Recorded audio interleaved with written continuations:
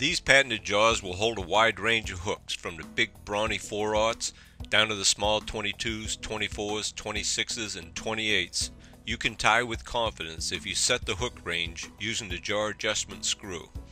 Let me show you what I mean.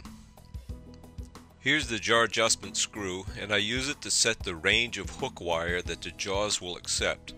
Let me set a large 2/0 hook, and I'll show you the proper steps. First, I open the jar enough so that the wire will slide in and out of the jar freely. I rotate down to my tying position. I'll use the cam arm to tighten up on the hook wire at the heel of the hook.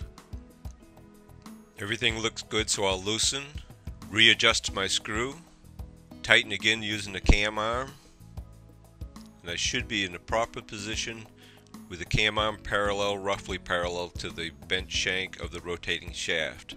And from that point on, if I have to readjust or put new hooks in, I just keep going. Let's try this same thing. We'll go through the steps with a mid-sized hook. First, I'll use the jar adjustment screw to set the range of hook wire that the jaw will accept. I'll come down into the tying position, tighten up using my cam arm. It doesn't come up quite into the position I want it, so I'll readjust my adjustment screw, and we'll tighten up and see if the cam arm comes up to roughly parallel with the shaft. It does. So I'll loosen the cam arm, make a final adjustment on the jar adjustment screw, and tighten, and there we are, all set to tie. Let's try it with a larger hook, a 4/0 hook again. Set the range of hook wire that it'll accept. Tighten the cam arm. Looks good.